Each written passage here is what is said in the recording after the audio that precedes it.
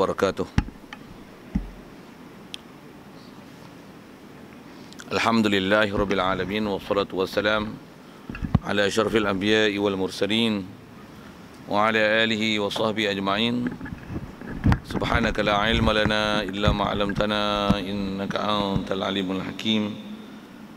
La hawla wa la quwwata illa billahil aliyyil azim. Rabbi shrah li sadri wa yassir li amri wahlul 'uqdatam min lisani yafqahu qawli. Allahumma iftah alaina bi futuhil 'arifin bik. Allahumma ja'alna minal ladzina yastami'una al-qawla fayattabi'una ahsana. Allahumma 'allimna mimma jahilna wa anfa'na bima 'allamtana wa zidna 'ilman nafi'a ya rabbal alamin. Hadirin sekalian, pertama sekali marilah kita rasakan syukur, terima kasih kepada Allah Taala. Syukur kita terima hidup masih Allah Taala beri. Syukur kita dapat Islam. Syukur kita Allah Taala jadikan kita boleh hadir ke masjid, ke surau, ke majlis ilmu, dan dengan itu dapat kita membenarkan semua ajaran Nabi kita Muhammad sallallahu alaihi wasallam, yang dengan sebab itu juga dapat kita taat patuh pada perintahnya, meninggalkan larangannya. Syukur banyak-banyak kita hidup dalam keadaan Islam, dalam keadaan membenarkan di hati ajaran Nabi itu, itulah dikatakan iman. Syukur kita boleh taat patuh perintah dia, tinggalkan larangannya, diberikan kesihatan, lapang masa. Semua itu ialah antara nikmat-nikmat besar yang Allah beri pada kita, yang kalau kita perhati keliling kita, ada ramai orang yang tak dapat nikmat-nikmat yang seumpama itu. Syukur juga diberikan kita petang ni akhir taufik, dengan itu boleh hadir untuk solat asar berjemaah, dan insya-Allah kita memanfaatkan pertemuan kita petang ni meneruskan bacaan kitab kita daripada kitab Fathul Qarib. Dan kita dalam masjid ni ada peluang mendapatkan itikaf. Itikaf ibadat tak sah melainkan dengan ada niat. Kalau tak niat, mari niat sama-sama, lepas niatnya saja aku itikaf dalam masjid ni kerana Allah Taala. Hadirin sekalian, kalau ikut kitab yang kita baca ni, kita masih dalam bab puasa, ada sikit lagi tu. Tapi tengok munasabah kita dengan ke depan ni, ada bab korban, jadi rasanya kita nak langkah sekali lagi kitab kita. Kita bicara sikit buat korban tahun ni. Jadi untuk kitab yang ada tu, tengok muka surat 190, baris 1219.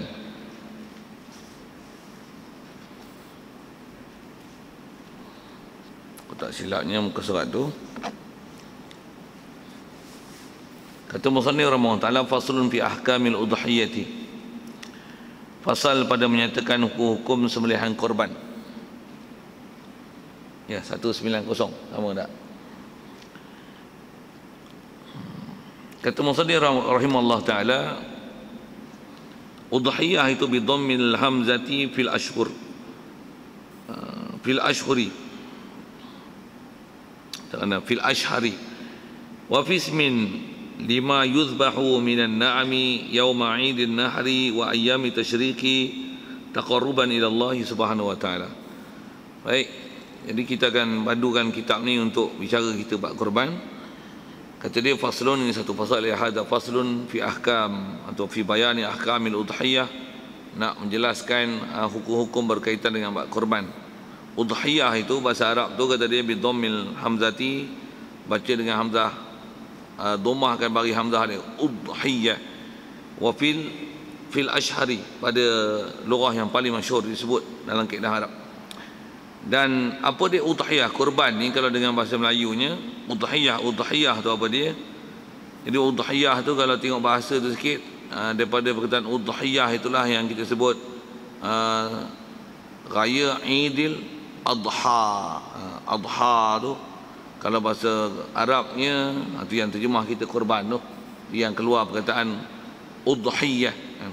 Kalau bahasa Arab daripada dhaha yudahi, tadhiyah, udhiyah. Kita sebut Idul Adha. Jadi semua daripada perkataan dhaha, dhahwah. Terjemah mudahnya korban lah. Baik, jadi sebut korban-korban ni apa? Dia lah ismun lima yuzbahu minan na'am. Istilah korban ataupun bahasa Arabnya udhiyah ataupun yaumil adha, kita sebut dengan adha itu.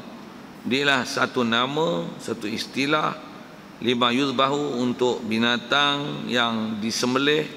Binatang ni minan na'am, daripada jenis binatang. Na'am, sembelih yauma Aidin Nahri, pada hari Aidin Nahri, Idul Adha tu bahasa kita, ataupun dipanggil Aidin Nahri, hari boleh kembali untuk sembelih buat korban.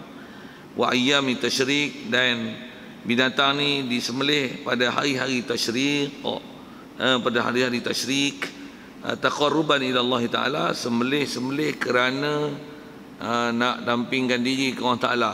Istilah dampingkan diri dengan makna taat patuh junjung perintah dia untuk membuat ibadah korban tersebut. Jadi yang tu dia cerita bahasa je lah sikit. Jadi bila sebut korban ni, istilah korban dah jadi istilah dah, baik bahasa Melayu, cuma Melayu kita sebut dengan bahasanya korban lah. Kalau Arab dia sebut dengan istilah udhiyah, kalau kita sebut yaumul adha, Aidil Adha. Kalau ambil bahasa sekali lagi, Aidil Adha, Aid ni asal bahasa Arab, Aid dengan makna kembali. Kalau kita belajar bahasa Arab, Aid daripada kataan ada, ya'udu, audan, aidan. Aid, out dengan makna kembali, patah balik. Jadi kalau kata Aidil Fitri, maksudnya kembali pada fitrah. Dipanggil kembali pada fitrah kerana ada sabda Nabi menyebut kita bila puasa elok-elok bulan Ramadan, kerana beriman kepada Allah Ta'ala, taat patuh perintah dia dan tunaikan segala haknya, kelebihan dan fadilat dia seolah-olah kita macam baru lahir daripada perut ibu. Jadi macam Aidul Fitrah, kembali pada fitrah. Jadi kalau Aidul Adha maksudnya kembali boleh buat kurban. Sampai je saat dan tarikh tersebut, maka selalunya tak boleh sah untuk atas nama kurban. Jadi sampai je tarikh tersebut boleh semula untuk buat nama kurban. Satu dipanggil Aidil Adha, satu nama lain dia dipanggil Aidin Nahri ataupun Yaumun Nahri, dipanggil hari sembelih. Pasal memang banyak sungguh sembelihan berlaku pada hari itu. Jadi dialah nama untuk binatang-binatang yang disembelih kerana damping diri pada Allah Ta'ala. Dan binatang yang boleh sembelih, dia kata binatang na'am, mesti binatang yang nama na'am. Na'am tu kita selalu jumpa suratul An'am. Na'am.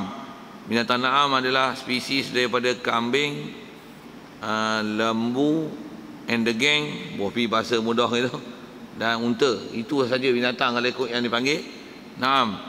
Rusa, kijang, spesies tu tak dipanggil binatang na'am, walaupun dah dijinakkan. Kalau duit banyak esok kita buat korban dengan kijang, tak jadi. Rusa tak jadi. Selembu, masyhur sebut ulama, selembu tak sah untuk buat binatang na'am. Ustaz, Allah, ya, zakat pun tak kena. Kalau belajar buat zakat, selembu tak sah untuk buat korban. Ustaz, Allah SWT. Kalau dalam bab haji, sembelih bunuh selembu. Kalau bab haji, pasal bab haji tak boleh memburu selembu ni. Dia adalah kacukan daripada lembu dengan seladang. Sekalipun kita bela dah jinak, tapi selembu kita katalah, sekalipun istilahnya sembelih bukan buru, kena bayar dam. Panjang kalau saya nak sambung tu, tapi cukup dengan kata kalau ada masalah tanya tu. Masalah nak sebut tu agak panjang, tapi saya lontar gitu aja nak tunjuk kata boleh buat korban mesti binatang na'am. Jadi kita ni selalunya lembu, kebau, kambing lah. Kambing pun semua spesies kambing yang kambing yang istilahnya maiz, Allah SWT, maiz, kibash, biri-biri, biri syah, itu bahasa Arab lah. Jadi maksudnya kambing tu kambing biri-biri, kambing kacang, termasuk kacang ni semua spesies kambing tu. Apa tu? Bore. Panggil apa? Boleh lah. Bunyi kampung bore lah sikit. Bore, janapari, apa lagi kambing apa? Saya tak pandai nak sebut hal lain tu. Spesies tu boleh. Atas sebut ulama, seingat saya duk ngaji dulu, tutup guru pun sebut Kambing, kalau kambing gurun tak boleh, pasal dia binatang liar, binatang hutan, binatang pemburuan. Itu tak termasuk dalam spesies kambing yang boleh buat korban. Ada lalat yang duk orang saya ni, busuk tak mandi apa, pergi mandi mari ni.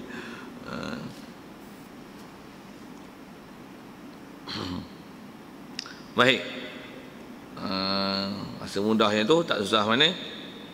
Wal udhiyatu sunnatun muakkadatun. Apa nak sebut tu? Jadi fiknya tak susah mana, cuma nak sebut sikit. Ada rasanya sentuh dalam bab puasa hari tu, dan yang ni nak sentuh sikit sekali lagi dalam bab ni. Apa dia? Tang menetapkan hari raya tu. Kaedah kita hari raya kita tak ikut bila isytihar raya di Mekah. Tak, bukan kaedah macam tu. Kaedah kita masalah waktu semayang, nak tetapkan hari bulan. Bila tetapkan hari bulan itulah yang menetapkan raya puasa, termasuk ini Aidil Adha. Kita tak ternanti pada tempat lain untuk menetapkan hari kita. Hari kita ialah hari kita dan kekiraan kita. Tak perlu pada menyamakan dengan Mekah tu untuk hari raya, begitu juga puasa, begitu juga haji. Tak perlu diisytihar wukuf bila. Kita barulah tengok bila kita nak tentukan hari raya, tak? Tentukan Aidil Adha kita adalah dengan tengok anak bulan. Pasal masyhur dengan kaedah fiqh apa sebut ulama, bab-bab macam ni dia adalah dikira dengan lokasi kita, longitud dan latitud, bukan berdasarkan muafakat dengan Mekah Madinah, tidak. Jadi kalau Mekah raya kita tak raya, tak ada masalah tu. Begitu juga kita raya dulu, Mekah tak raya lagi, tak ada masalah. Pasal tengok iktibarnya anak bulan. Macam mana kita sembahyang asar lah ni, Mekah main asar lagi, Zuhur tak masuk lagi. Zuhur masuk dah. Zuhur masuk dah. Tu boleh kita sembahyang asar. Sembahyang asar kita, iktibar kita. Jadi kalau kata raya esok, iktibar kita tengok anak bulan, tak tengok anak bulan. Jadi nampak anak bulan tu, kalau katalah sepatutnya dah Aidil Zulhijjah tu, jadi kira hari 10-nya adalah hari raya. Jadi begitu juga Arafah, hari yang nak puasa tak puasa pun kiraan dia ialah berdasarkan tarikh kita, bukan dengan tarikh sana. Okey, jadi asal nak sebut tu ke hari raya. Jadi tak adalah kaedahnya. Kadang-kadang ada orang jadi dia pesan macam ni, kalau kita raya dulu, jangan sembelih lagi binatang korban katanya, lepas daripada sembahyang raya. Pasal apa? Kena tunggu lepas Zuhur tu, tunggu Mekah masuk tu boleh sembelih, baru kita sembelih katanya.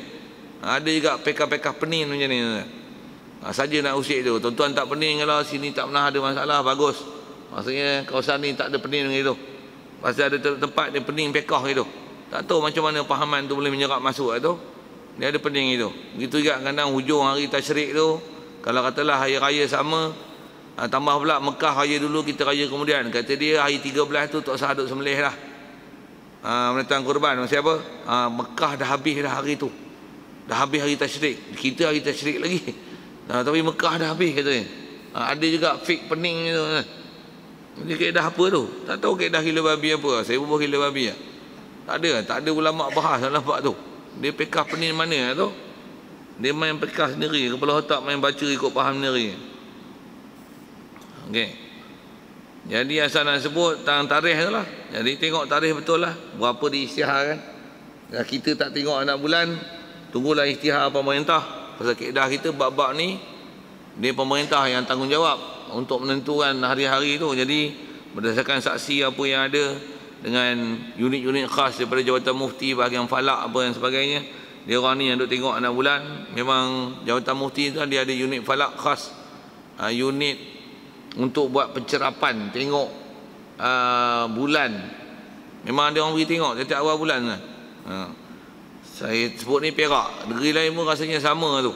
Dia memang ada unit khas di bahagian Jabatan Mufti untuk buat pencerapan, tengok anak bulan. Tiap-tiap awal bulan dia mesti tengok. Sama ada latihan untuk kemahiran demo tu satu. Dan nak sebut tu tentang ketetapan untuk menetapkan hari-hari tu lah. Okey. Jadi asal nak sebut tu nak letakkan hari raya tu. Jadi bila raya tu iktibar kita lah, sekalipun Mekah tak raya lagi ataupun kita raya dulu ataupun raya kemudian, tak ada masalah tu.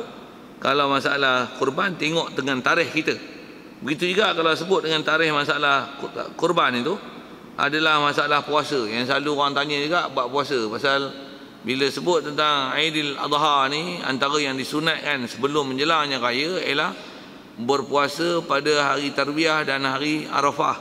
Begitu juga memang ada sunat puasa bermula daripada 1 Zulhijjah hari. 1 Zulhijjah sunat puasa. 1 kalau boleh sampai 9 tu.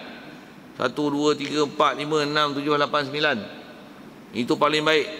Lagi yang agak kurang sikit tapi masih lagi afdal 8 dan 9. Hak tu pun tak boleh 9. 9 pun tak boleh.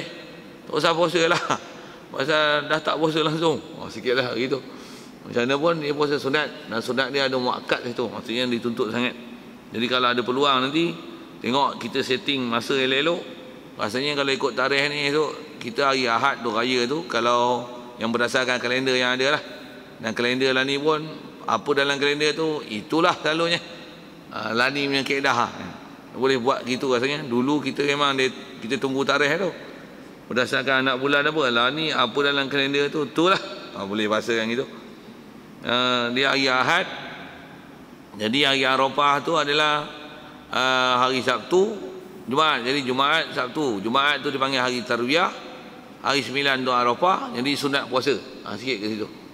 Jadi kalau nak kira nak puasa, kalau ada kesempatan boleh puasa daripada awal Zulhijjah, kiralah 1 Zulhijjah tu bila, puasalah daripada 1 Zulhijjah.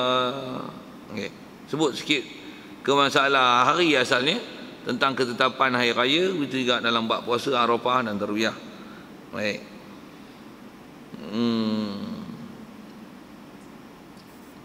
Wal udhiyatu sunnatun muakkadatun. Pertama dia sebut hukum berkorban. Buat korban hukumnya sunat muakkad, adal kifayah, dan sunat dia dipanggil sunat kifayah. Apa dia sunat kifayah ni? Sunat kifayah adalah perkara sunat yang jika ada sesuatu perkara yang disunatkan tu dalam satu kumpulan, ada seorang telah melaksanakannya, maka akan terlepaslah tuntutan sunat itu pada hak lain. Itu sunat kifayah. Selalu kita dengar fardu kifayah. Dari segi makna kifayah tu, dengan mana kalau ada sebahagian daripada yang buat, maka akan terlepas hak lain. Dari segi makna tu sama, cuma tuntutan sunat lah. Kalau kata fardu lah. Okay. Tapi makna kifayah tu makna yang sama. Dan kalau ikut sunat kifayah tu, sunat kifayah ke siapa? Masyhur sebut dalam fiqh, dia sunat kifayah ala ahli, bagi setiap ahli keluarga. Maksudnya kita grup keluarga kita isteri, anak-anak, tambah pula duduk serumah, siapa ada kemampuan? Kalau masing-masing ada kemampuan, anak pun semua dah kerja 4-5 orang, semua kalau ikut boleh buat korban. Setidak-tidaknya satu orang buat, dah melepaskan sunat kifayah. Tapi kalau seorang pun tak buat, maksudnya cerai bahasa itu sebenarnya. Cerai keluarga ramai, duit banyak, seorang pun tak buat korban, cerai. Bahasa cerai kan, bahasa yang telah ditelan kan. Cerai. Jadi sepatutnya macam mana? Sepatutnya bagi cari seorang dalam ramai-ramai tu untuk buat korban. Kalau semua bukan korban, isteri seorang, suami seorang. Kalau isteri pun ada empat isteri nak buat korban, boh pergi tu. 4, kita 1, 5, anak ada seorang. 4, 5, 2 orang anak, 7 seekor lembu tu ke. Nah. Boh pergi contoh. Macam mana pun, hak tu sebaik-baik keadaan. Setidak-tidaknya dalam satu keluarga cari.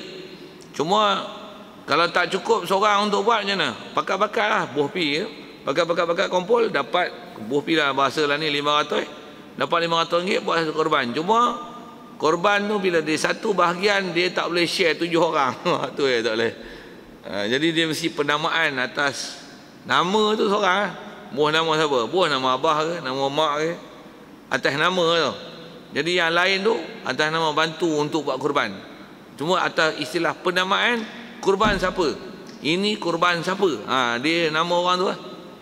Pasal tak boleh satu nama tu kongsi 7 orang, mana ada. Pasal tak ada konsepnya kalau katalah 500 orang 100, 5 orang ni masing-masing nak hak korban. Tak ada. Di atas nama satu hak penamaan satu Jadi yang lain tu istilahnya bantu untuk buat korban. Pula tu bila dah kata yang lain bagi-bagi tu istilahnya kita tatawuk tu istilah Arabnya, kita buat sumbangan, kita infak untuk bantu buat korban atas seseorang. Itu maksudnya. Ataupun kita ada duit, kita buat untuk orang. Itu pun nak sebut tentang istilah tu yang kata buat kebajikan untuk orang. Jadi kalau kita buah nama ayah kita, sedangkan yang keluar duit kita, jadi maksudnya kita keluar duit untuk buat korban yang kita korbankan untuk buat ke orang. Itu maksudnya. Jadi dia sunat kifayah alal ahli. Jadi setiap keluarga, semaklah keluarga kita tengok, adakah memang tuntutan tu ada. Cuma sunat tu di atas orang yang ada istilahnya kemampuan.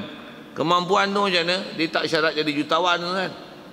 Mampu tu macam mana? Ada makan minum memang ada lebih. Dan kalau nisbah keluar belanja tu tak adalah terhegih-hegih cari duit pula. Tidak lah. Jadi macam mana? Cari lah korban. Istilahnya ada lapang, ada tawasuk, ada istilahnya kemudahan dalam bab rezeki. Korban. Duk simpan buat ketul tak belanja berpuluh-puluh ribu, juta-juta kan, ratus-ratus ribu dalam bank, simpannya buat apa? Yang besar duit kita, dia akan bernilai dengan kita belanja. Dengan kita simpan duit orang kan. Tambah mati, simpan mati. Siapa punya? Waris punya. Satu pun tak pernah pakai dah. Dengar dia elok ayat tu. Kita cari-cari duit simpan, mati, waris punya. Kalau ada habuan kita pun hak kita wasiat. Itu yang boleh dapat kat kita. Duk simpan tu tak ada hak waris. Isteri, anak-anak kita atas nama kita belanja, kita dapat pahala tak ada. Anak-anak punya tu, pasal bila kita mati bukan hukum kita belanja, itu hukum terbelanja. Jadi atas nama kita punya kata kita belanja tak dapat. Jadi siapa belanja? Dekat kita tak ada kalau mati. Jadi mana sebut tentu lah, ada kelapangan buat korban, jangan buat atas nama sunat muakkad. Baik. Jadi atas kata sunat muakkad tu ala ahli, fa iza ata biha wahidun min ahli baitin kafa an jami'ihim. Apabila mendatang biha bi udhiyah ini oleh seorang daripada ahli bait. Istilah ahli bait ni satu rumah. Tu yang saya sebut satu ahli rumah. Mengikut bahasa gitu. Kafa an jami'ihim, maka memadalah daripada sekalian mereka itu. Maksudnya kalau dia kata ahli rumah tu kita, isteri, anak-anak pun besar-besar dah, ada duit belaka, dan balik belaka, ada duit belaka, kerja belaka. Jadi kalau kata semua ada duit lebih belaka, tapi kalau ada seorang buat maka dah terlepas sunat muakkad. Jadi kalau tak ada, tetap tuntutan ada. Kalau buat main-main, buat je macam mana, macam tak pernah ada tuntutan korban pun kat kita. Jadi istilahnya orang yang takut-takut, jadi kita ni istilahnya orang yang mutahawin fiddin, orang yang bermudah-mudah dengan agama. Agama memang mudah, bukan wajib korban, tapi kita mudah-mudah kan urusan tu. Cuma di atas takwa masing-masing lah. Memang bahasanya sunat, tapi sunat pun dengar tuan-tuan, sunat muakkad. Sikit lagi saya nak sebut tentang sunat muakkad ni. Sunat muakkad, antara hukum sunat muakkad yang kita belajar bab sembahyang dulu adalah sembahyang raya. Kalau ada orang Melayu kita tuan, dia Islam, kita sebut orang Melayu ni. Saya tak tahulah orang Afrika macam mana dia punya nilaian, kita sebut orang Melayu ni. Orang Melayu walaupun makrok, dia pi tak sembahyang raya. Tuan-tuan jawab tak? Pi lah. Kalau dia tak pi macam mana? Kalah. Bukan sembahyang fardu kan, sembahyang sunat. Sunat apa? Sunat air raya. Sunat apa nama? Sunat muakkad. Galat. Macam itulah galat dah. Kalau tak buat korban, sedangkan ada kemampuan buat korban. Saya nak sebut tentang bandingan galat tu. Jadi buatlah, carilah jalan. Macam mana pun berdosa lah. Tak lah, tapi macam makrok tak sembahyang raya macam tu. Itu mak rok tak sembahyang raya kan. Ni Pak Lebay tak pergi sembahyang raya. Allah. Pak Bilal tak pergi sembahyang raya. Bilal tak pergi sembahyang raya. Ya benar. Duk basuh motor, orang duk baca khutbah sembahyang raya, basuh motor. Macam mana? Pelik Pak Bilal ni. Memang pelik gila. Memang pelik. Tu pun sama lah. Tengok air kereta boleh tahan. Rumah okey. Duk tunggu korban orang. Tapi dia tak korban. Saya nak sebut dia rasa galak dah. Jadi kalau esok ada 30 ekor lembu esok, bagus lah. Pasal ni. Okey, siap. Saya nak sebut sunat kifayah. Cuma tu yang kalau dengan perhatian bahasa kitab tu ahli rumah. Jadi dia sunat bagi setiap satu ahli rumah. Kalau ahli rumah tu dua je, suami isteri. Jadi suami isteri lah. Kalau ramai tu, kalau lagi ramai dalam sebuah rumah tu, jadi macam mana pun tuntutannya kalau seorang buat, jadi mada lah tu, mada lah. Mada tu atas nak melepaskan sunat kifayah. Kalau kata semua pakat buat belaka, comel. Tambah pula raya pakat balik. Untuk semua pakat buat korban. Anak pertama buat korban, anak kedua korban. Sekali pula kan kekah dia. Tu yang dia ramai.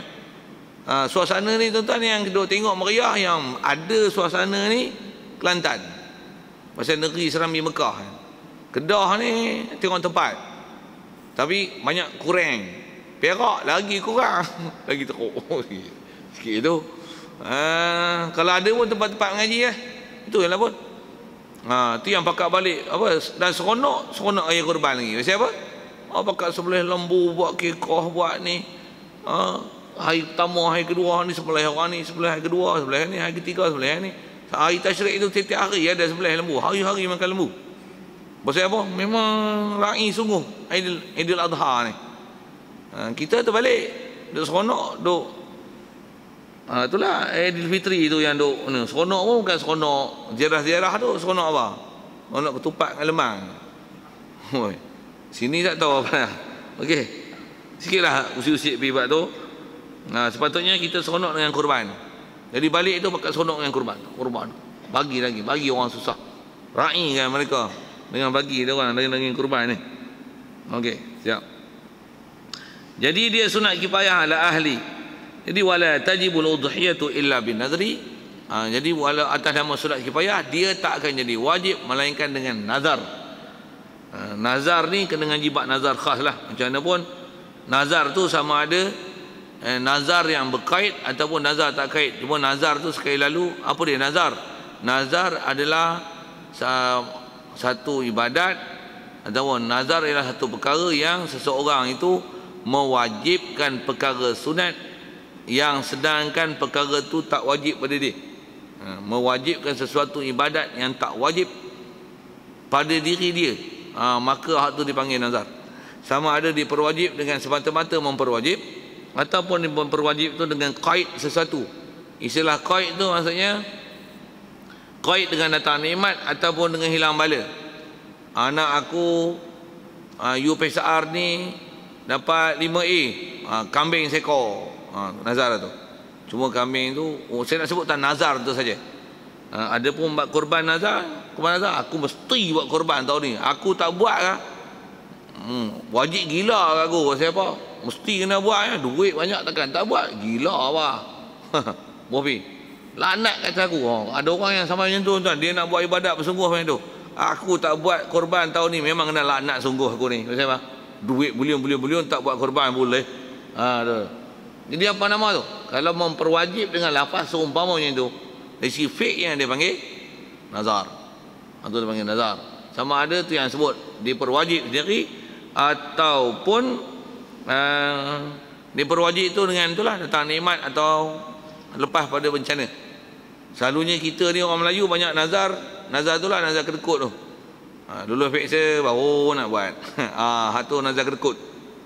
Nazar kedekut pasal hanya buat ibadat dengan dapat nikmat baru nak balas. Tak dapat mampus tak buat apa-apa. Macam tu kot. Macam mana pun masih istilahnya nazar. Baik, jadi korban pun tak akan jadi wajib melainkan dengan nazar lah. Cuma bab nazar tu panjang juga, tapi sekali lalu sebut nazar macam tu. Baik. wa yujzi'u fiha al-jaza'u min ad-dha'ni wa huwa ma lahu sanatun wa ta'nun fi saniyati. Dan kata dia memadai untuk buat korban ni jaza'u min ad-dha'ni, yang dah tanggal gigi daripada Allahumma salli ala dha'ni, kambing biri-biri. Istilah jaza' ni yang dah tanggal